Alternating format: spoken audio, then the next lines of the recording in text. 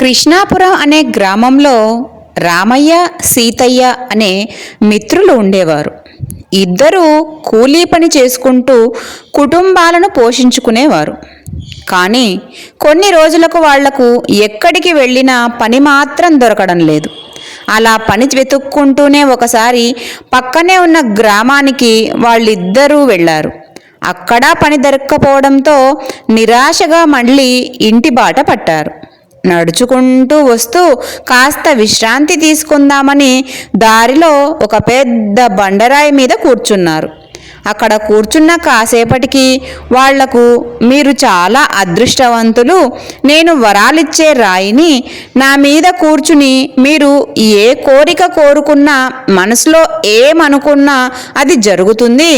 కానీ ఇక్కడ కూర్చుని మీరు కోరుకున్న 3 కోరికలు మాత్రమే తీరుస్తాను, మీకు నచ్చింది కోరుకోండి అనే మాటలు అక్కడ వినిపించాయి.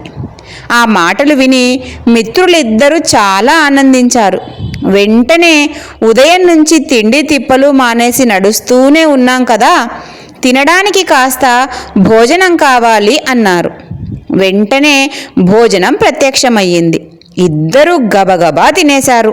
తర్వాత, రామయ్య, ఎంత ప్రయత్నించినా నాకు పని దొరకడం లేదు, నాకు ప్రతిరోజు పని ఉండేలాగా చూడు, అలాగే నా 2 పిల్లలు బాగా చదువుకొని మంచి ఉద్యోగాల్లో స్థిరపడేలా చెయ్యి అన్నాడు.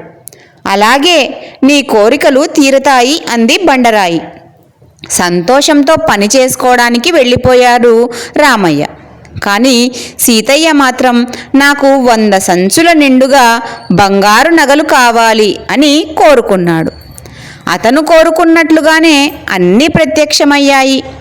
కోరుకున్న నగలన్నీ వచ్చాయని ఎంతో ఆనందించాడు సీతయ్య.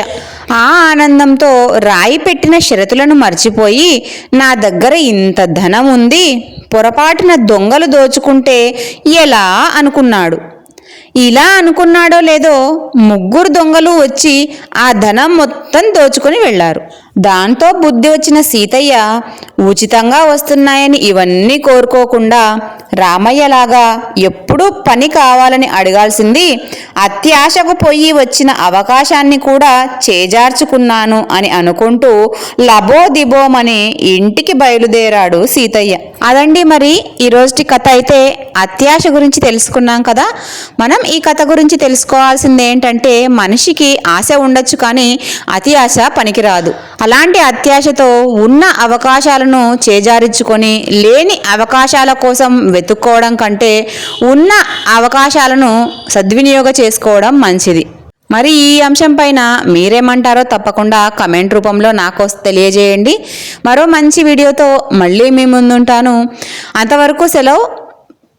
లోకా సమస్తా సుఖినో భవంతు.